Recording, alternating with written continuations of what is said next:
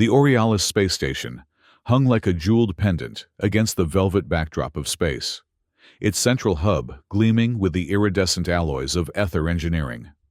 Massive docking arms extended outward, each one hosting vessels of various civilizations that participated in the Interplanetary Trade Consortium. At any given moment, over 300 ships might be docked, their crews mingling in the central promenade, exchanging goods, stories, and occasionally hostilities. It was the year 3245, and humanity had finally earned its place among the stars, though not without considerable friction. The Galactic Strait, a dangerous corridor of space notorious for its unpredictable asteroid storms, and the pirates who used them as cover, served as the primary trade route connecting 7 star systems.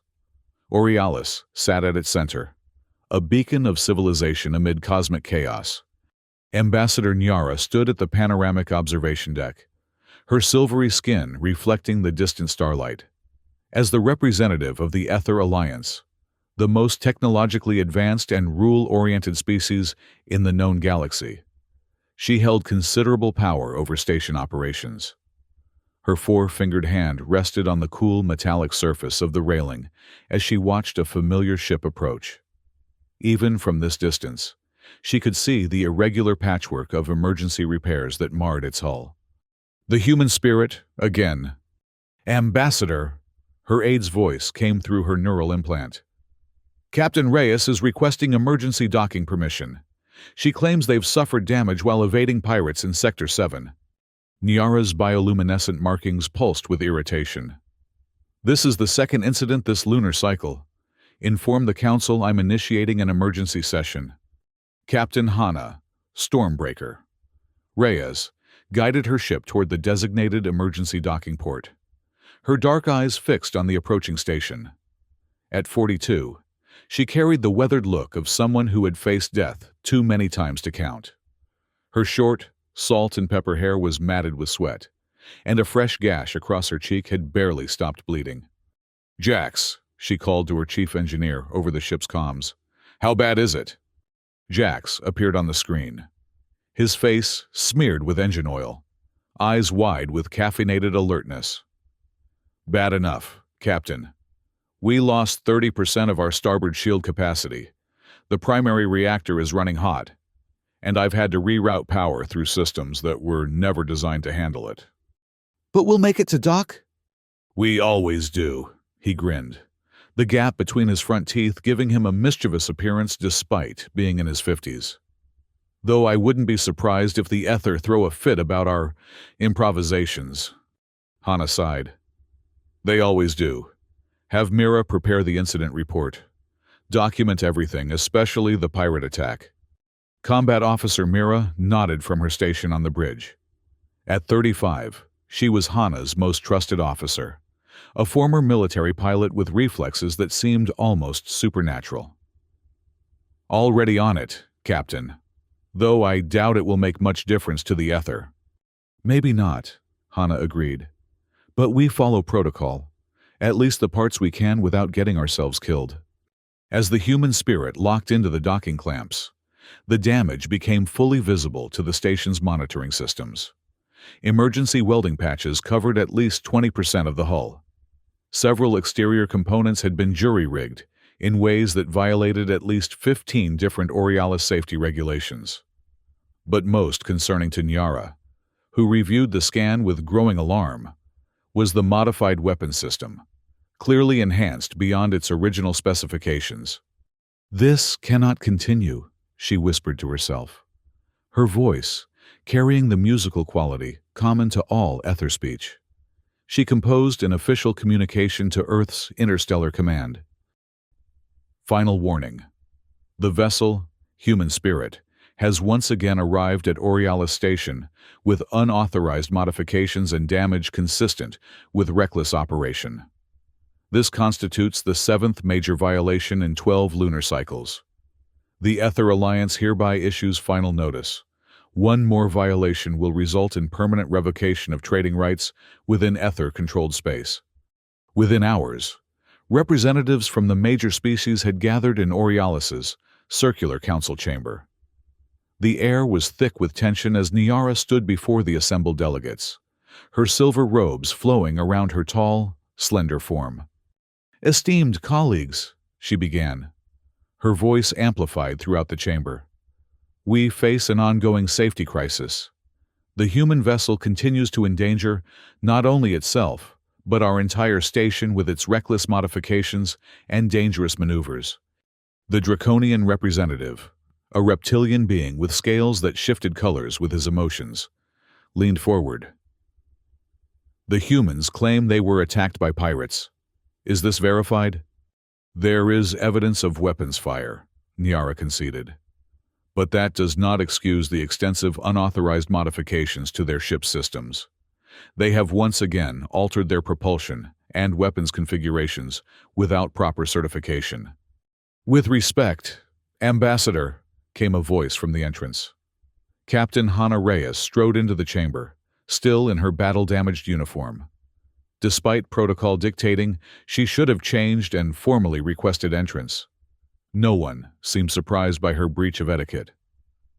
"Those modifications saved my crew of 87 souls, not to mention the 24 refugees we were transporting from the mining colony on Helios 9. Niara's markings pulsed with agitation. "Captain Reyes, this council meeting was not open to—" "To the captain whose ship you're about to ban?" Hannah interrupted, approaching the central speaking platform. "I think I have a right to defend my actions."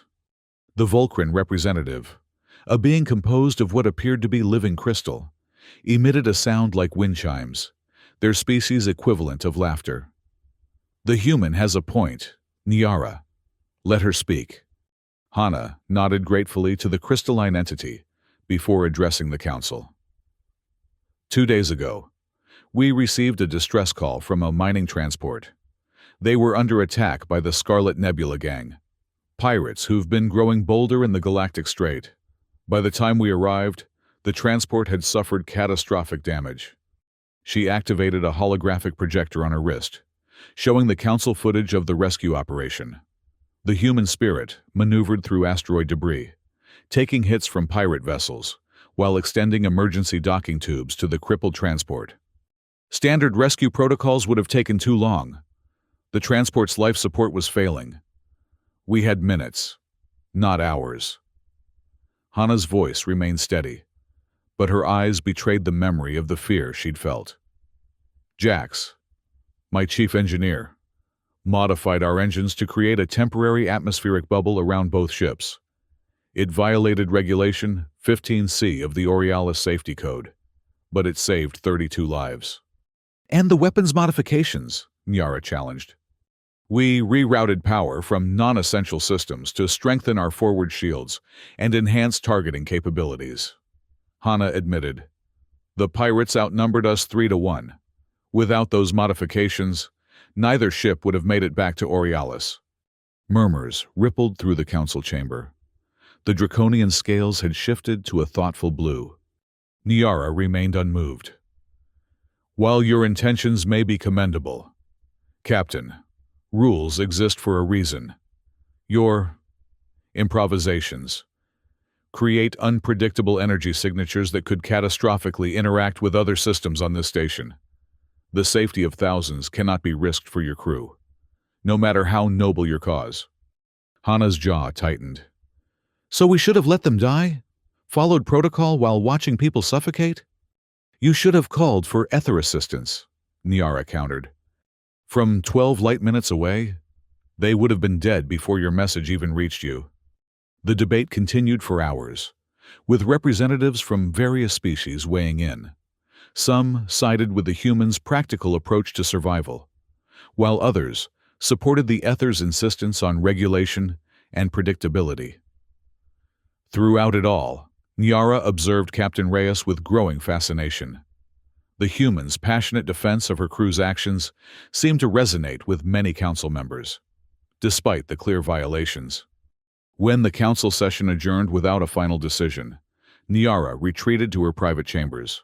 There, she activated a secure communication channel to the Ether homeworld. "The human vessel continues to be problematic," she reported to the High Council representative, whose face shimmered on the screen. However, there are complicating factors. Elaborate, came the terse reply. Their violations consistently occur in the context of saving lives. It creates a moral ambiguity that divides the council. After a moment of silence, the High Council member spoke. Implement Operation Warning. Deploy the Vigilant to shadow the human vessel when it departs. Document all violations. If they persist, we will have the evidence needed for permanent sanctions. Nyara hesitated before responding. Understood. Meanwhile, on the human spirit, repairs were underway at a frantic pace. The Aurealis mechanics assigned to the ship worked alongside Jax and his team, often watching in horror as the humans implemented solutions that, while effective, bypassed numerous safety protocols.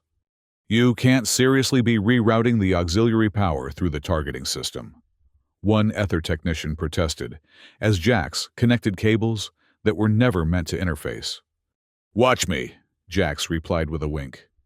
It gives us 15% more responsiveness when we need to make emergency maneuvers. It also increases the risk of system-wide failure by 27%. Only if you calculate based on standard operating conditions, Jax countered.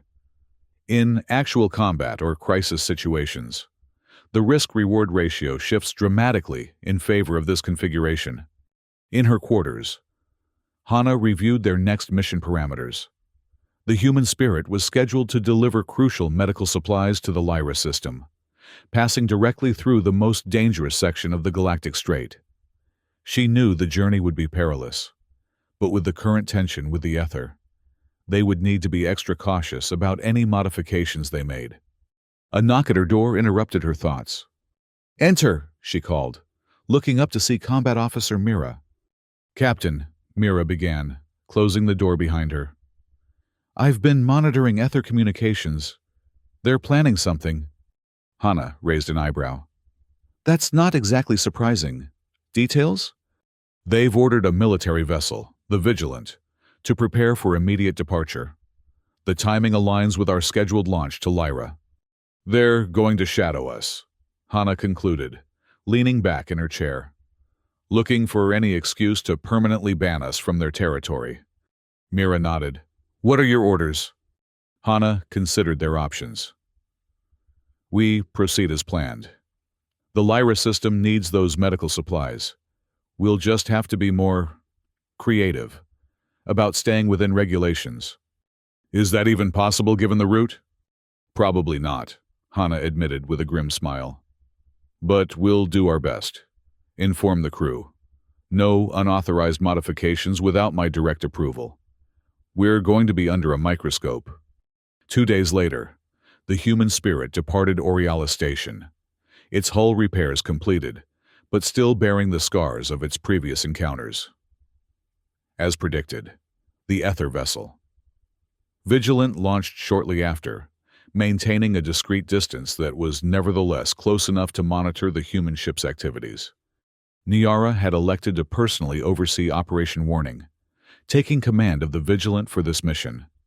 From the bridge of the sleek, silver vessel, she watched the human spirit's energy signatures, noting with some surprise that they remained within acceptable parameters.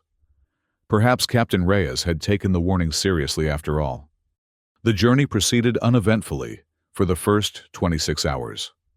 The human spirit maintained a standard course through the safer portions of the Galactic Strait, adhering to all traffic regulations with uncharacteristic precision.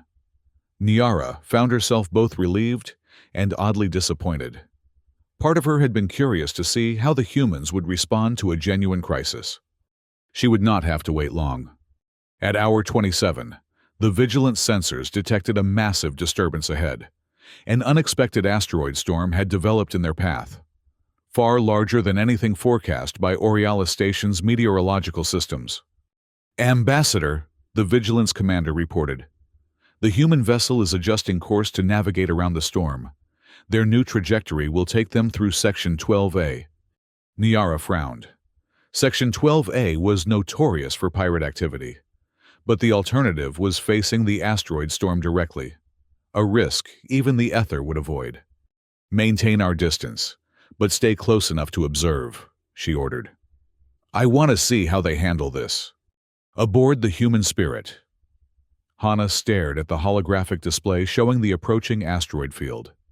The swirling mass of rocks ranged from the size of a fist to chunks larger than her entire ship, all spinning chaotically in a deadly dance. Can we go around? She asked Mira, who was calculating alternative routes. Not without adding 3 days to our journey time, Mira replied grimly. The medical supplies for Lyra are time-sensitive.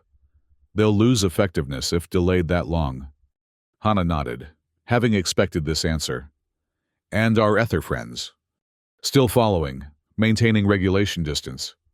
Perfect, Hana muttered. She activated the ship-wide communication system.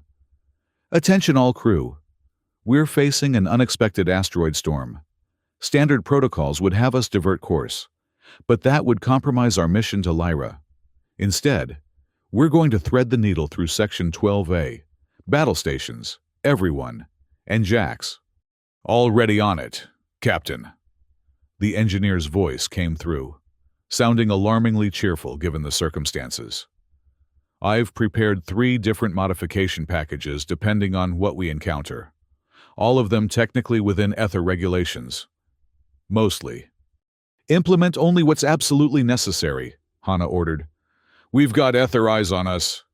As the human spirit altered course toward the pirate-infested sector, Niara watched with growing concern. The human ship was taking a calculated risk, one that placed mission success above absolute safety, but still within the bounds of reasonable judgment. She could not fault the decision, even if it made her uncomfortable. The real test came 3 hours later, when the human spirit sensors detected the energy signatures of 3 vessels emerging from a debris field within Section 12A. Their configuration matched known pirate ships from the Scarlet Nebula gang. They've been waiting in ambush, Mira reported on the human spirit's bridge, her hands already moving to activate the ship's defensive systems. Standard formation. They'll try to herd us toward that larger asteroid cluster, where their hidden 4th ship is probably waiting. Hana's mind raced through their options. Evasive pattern Delta. Notify Aurealis of pirate activity. And let's see if our Ether shadow wants to make itself useful. The Vigilant had also detected the pirate vessels, and Niara found herself in a dilemma. Ether protocol dictated that they should assist any merchant vessel under attack, but their primary mission was to observe the human spirit's behavior. Intervention could alter the very scenario they were meant to document. Ambassador, the Vigilance commander prompted. Your orders? Niara hesitated. Maintain position. Issue a standard warning to the pirate vessels, but do not engage unless they directly threaten us. And the human ship? We observe, she said, the words feeling hollow even as she spoke them. On the human spirit, the situation deteriorated rapidly. The pirates, realizing they had been detected, abandoned their ambush strategy in favor of direct assault. Energy weapons fire streaked across space, most deflected by the ship's shields, but some finding their mark on the hull. Shields at 60%, Mira called out above the blaring alarms. They're concentrating fire on our starboard side. They know that's where we were damaged before. Hana gripped her command chair. Jax, we need those shield modifications now. Captain, the engineer's voice came through, strained with urgency. The modifications I prepared are technically legal, but they won't be enough. I need to implement Package Omega. Package Omega, a complete reconfiguration of their power distribution system that would definitely violate at least a dozen Ether regulations, but would give them the defensive capability to withstand the assault. Hana glanced at the tactical display, which also showed the Vigilant maintaining its distance, offering no assistance. The Ether ship? Still observing, Mira confirmed bitterly. They've issued warnings to the pirates, for all the good that will do. Another hit rocked the ship, sending sparks flying from a nearby console. Shields at 45%. Captain, we can't take much more of this. Hana made her decision. Jax, implement Omega. Mira, once shields are reinforced, target the lead pirate vessel's propulsion system. Let's show them we're not an easy target. The Ether will have our licenses for this, Mira warned, even as her fingers flew over the weapons controls. Better than having our lives, Hana replied grimly. From the Vigilant, Nyara watched in a mixture of fascination and horror as the human spirit's energy signature suddenly shifted. Power readings fluctuated wildly before settling into a pattern she had never seen before, one that defied standard engineering principles, yet somehow stabilized into a coherent system. They've completely reconfigured their power distribution, the Vigilance engineer reported in awe. It's actually brilliant, if completely unsafe by any reasonable standard. The human spirit's shields flared with renewed strength, absorbing the pirate's next volley with minimal damage. Then, the human ship went on the offensive, its weapon systems firing with precision that should have been impossible given their jury-rigged configuration. The lead pirate vessel took a direct hit to its engines, immediately losing propulsion and drifting helplessly. The other pirates, seeing their advantage evaporate, began to scatter. "Ambassador," the commander said urgently. "The human ship has violated at least 15 safety regulations with these modifications. We have the evidence needed for sanctions." Nyara nodded absently, her attention fixed on the tactical display. "Yes, but notice what they haven't done. Their weapons are targeting only propulsion and weapon systems, not life support or critical systems. They're disabling, not destroying." Even as she spoke, the human spirit executed a daring maneuver, placing itself between an injured pirate vessel and the remaining attackers. The pirates, confused by this strategy, hesitated just long enough for the human ship to extend what appeared to be a modified tractor beam, pulling the damaged pirate vessel into its protective shield bubble. "They're rescuing pirates who were just attacking them?" the Vigilance commander asked incredulously. "Scan that vessel," Nyara ordered, a suspicion forming in her mind. After a moment, the results confirmed her theory. The damaged vessel contains life signs consistent with the mining colony workers from Helios 9. The pirates must have taken hostages during their raids. The remaining pirates, realizing their leverage was lost, finally retreated into the asteroid field. The human spirit, now bearing both battle damage and the additional burden of the rescued hostages, adjusted course back toward their original route to Lyra. Nyara made a decision. "Hail the human spirit." Captain Hana's face appeared on the Vigilance main screen, smudged with soot and bearing a fresh cut above her eye. "Ambassador Nyara, come to collect evidence of our violations." "Captain Reyes," Nyara acknowledged, ignoring the human's barb. "You have indeed implemented unauthorized modifications to your vessel. However, your actions in rescuing those hostages were commendable." Hana raised an eyebrow. "Don't tell me the Ether are developing a sense of pragmatism." "We are developing nothing of the sort," Nyara replied stiffly. "However, we would be remiss in our duties if we did not offer assistance now. Your ship has sustained damage, and you are carrying additional passengers." "We'll manage," Hana said, though the strain in her voice betrayed the difficulty of their situation. "Nevertheless, we will escort you to the Lyra system," Nyara insisted, "to ensure your modifications do not result in catastrophic failure." After a moment's hesitation, Hana nodded. "Appreciated, Ambassador." The journey to Lyra proceeded without further incident, the Vigilant maintaining a close escort position beside the human spirit. Upon delivery of the medical supplies and the rescued hostages, both ships prepared for the return journey to Aurealis. It was during this return trip that disaster struck. The human spirit's overtaxed systems, strained by battle damage and the emergency modifications, began to show signs of critical failure. What began as minor power fluctuations quickly escalated into a cascading system crash. "Captain," Jax's panicked voice came over the comms. The core is destabilizing. The battle damage was worse than we thought, and these modifications weren't meant to run this long. Alarms blared throughout the ship as Hana rushed to the engine room. The sight that greeted her was chaos.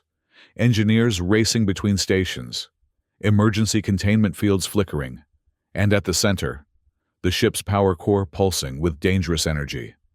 How bad? She demanded, grabbing Jax by the shoulder. The engineer's face was grave. Bad. The modifications we made to escape the pirates created unforeseen interactions with our damaged systems.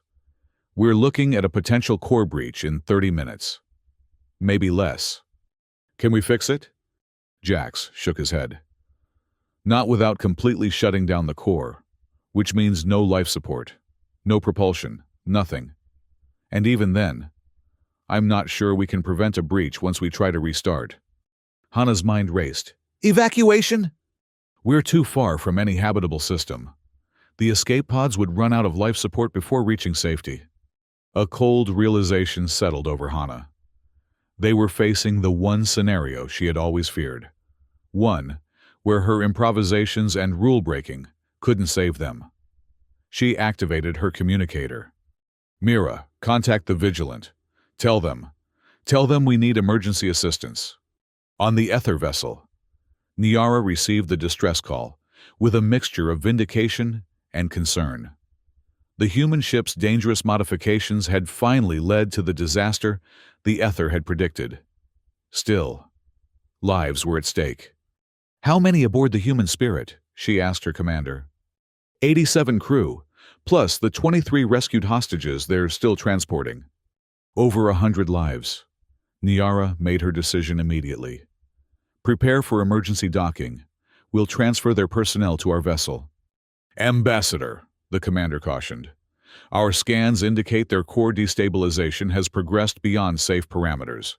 If we dock with them, we risk our own vessel. Niara hesitated, the weight of responsibility pressing down on her. What alternatives do we have? We could transport them via emergency pods, but that would take time they may not have. Or, the commander paused. There is one other option. Our engineers believe they could stabilize the human spirit's core remotely, but it would require interfacing our systems with theirs, a procedure that violates Ether Safety Protocol 22B. The irony wasn't lost on Niara. To save the humans who had repeatedly violated safety regulations, the Ether would need to break their own rules. Contact their engineer, she ordered. Begin the interface procedure. Jax and the Ether engineers worked frantically, establishing a remote connection between the two ships' systems. The Vigilant's advanced technology helped stabilize the human spirit's core temporarily, but a permanent solution remained elusive. It's not enough, Jax reported after an hour of desperate work. We've slowed the degradation, but the core will still breach. We need to implement a more radical solution. The Ether chief engineer, communicating via holographic projection, shook his head. Any further integration of our systems would compromise the Vigilant's safety. It's too dangerous. So is letting over 100 people die, Jax shot back. Hana, who had been listening to the exchange, stepped forward. What if we implement a hybrid solution? Something that combines Ether safety protocols with human adaptability. Both engineers looked skeptical, but Hana pressed on. Jax, you once theorized about using emergency venting to create a controlled implosion that would reset a destabilized core. That was theoretical, Jax protested. Never tested. And it would require precise timing that we can't achieve with our damaged systems. But the Ether could, Hana said, turning to the holographic engineer. Your systems have the precision we lack. If we combine your timing capabilities with our venting procedure. The Ether engineer considered this. It would still violate standard protocol. But would it work? Hana insisted. After a long moment, he nodded reluctantly. In theory, yes. But Ambassador Niara would never approve such a hybrid approach. It contradicts everything the Ether stand for. To everyone's surprise, Nyara's voice came through the communication system. She had been monitoring the entire exchange. "I approve," she said simply. The next few hours were a blur of frantic activity, as human and ether engineers worked together, creating an unprecedented hybrid system that married ether precision with human ingenuity. When finally implemented, the solution worked. The human spirit's core reset itself in a controlled implosion, then stabilized at nominal levels. As both ships limped back to Aurealis Station, a profound shift had occurred in the relationship between the human spirit's crew and their ether counterparts. The shared crisis had forced each to recognize the value in the other's approach. Upon docking at Aurealis, Ambassador Nyara requested an immediate council session. Captain Hana and her senior crew were summoned to attend, an unusual move that sparked speculation throughout the station. The circular council chamber was packed with representatives from all species as Nyara took the central podium. Her silver robes seemed less rigid somehow, her posture less severe. "Esteemed colleagues," she began, her melodic voice carrying throughout the chamber. "Recent events have prompted a reconsideration of our safety protocols regarding emergency situations. The human vessel Human Spirit has repeatedly violated our regulations. This is undeniable." Murmurs rippled through the assembly as Hana and her crew exchanged concerned glances.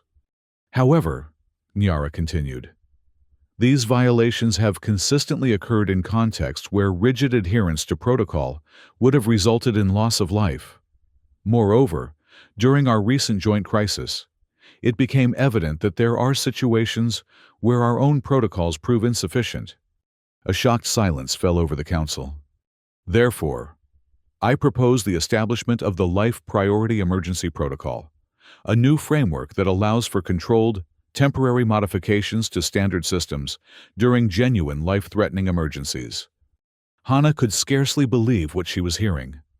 The Ether, the most rule-bound species in the galaxy, were proposing a formalized system for breaking rules.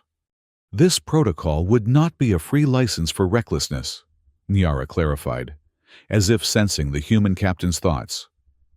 "All emergency modifications would require documentation, justification, and post-crisis review. Repeated invocations would trigger mandatory safety inspections. And most importantly, any vessel operating under this protocol would be required to accept an ether monitoring beacon to ensure the modifications are indeed reversed once the emergency has passed." The debate that followed was heated but constructive. Many species expressed support for the new protocol, while others raised concerns about potential abuses. Through it all, Hana noticed that Nyara repeatedly referenced specific instances where the human spirit's improvisations had saved lives, using them as positive examples rather than cautionary tales. When finally called upon to speak, Hana approached the podium with a newfound respect for the silver-skinned ambassador. "The crew of the Human Spirit would welcome the Life Priority Emergency Protocol," she stated simply. "We have never sought to endanger others or ourselves. Our modifications have always been born of necessity, not recklessness. If this new framework allows us to balance safety with survival, we are fully supportive." After hours of discussion, the Council voted. The Life Priority Emergency Protocol was approved by a narrow margin, with the provision that it would undergo review after one standard year. As the Council session adjourned, Nyara approached Hana in the corridor outside. "Captain Reyes," she said, her bioluminescent markings pulsing with what Hana had come to recognize as thoughtfulness. "I owe you an acknowledgement. Your methods, while unorthodox, have merit in certain contexts." Hana smiled. "And your precision saved my ship and crew when our improvisations failed us. Perhaps there's something to be said for finding a middle ground." "Indeed," Nyara agreed. "Though I must warn you, the monitoring beacon is non-negotiable. The Vigilant will no longer shadow you, but we will be alerted if your modifications exceed emergency parameters or remain in place after the crisis has passed. Fair enough, Hana conceded. And in return? In return, you will no longer face sanctions for reasonable emergency measures. The human spirit may continue its operations within ether space, provided it adheres to the new protocol. They regarded each other for a moment, the rulemaker and the rulebreaker, each seeing the other clearly perhaps for the first time. Two unlikely alliances, Hana said, extending her hand in the human gesture of agreement. After a slight hesitation, Nyara took it, her silver fingers cool against Hana's skin. To finding balance between structure and adaptability. As news of the new protocol spread throughout Oriala Station, reactions varied widely. Some praised the pragmatic approach, while others feared it would lead to chaos. But for the crew of the human spirit, it represented something profound. Recognition that sometimes rules must bend so that people may live. 2 weeks later, as the repaired human spirit prepared to depart on its next mission, Jax approached Hana on the bridge. "So, Captain," he said with his characteristic gap-toothed grin, "how does it feel to be legitimate for once?" Hana laughed. "Don't get too comfortable with it. I'm sure we'll find new ways to push the boundaries of this protocol before long." "No doubt," Mira agreed from her station.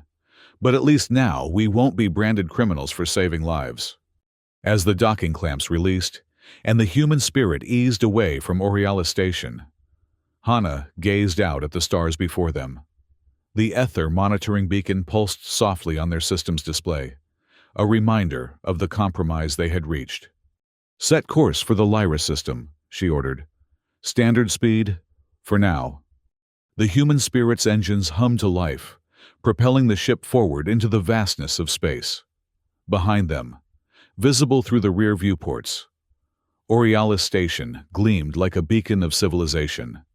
And somewhere within that massive structure, Ambassador Nyara watched their departure, her perspective forever changed by their unlikely alliance. In the Galactic Strait, legends would soon begin to spread, tales of the human ship that broke the rules to save lives, and the Ether Ambassador who learned that sometimes flexibility could be its own kind of strength.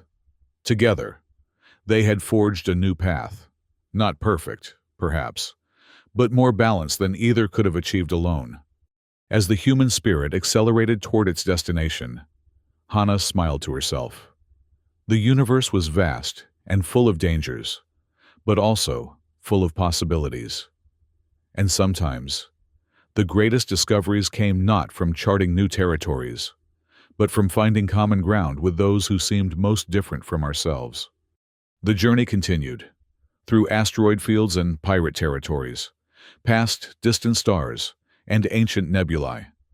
And with each challenge they faced, the crew of the human spirit remembered the lesson they had learned, that life itself must always take priority over the rules designed to protect it. It was a delicate balance, but one worth striving for, across species, across cultures, and across the endless expanse of space.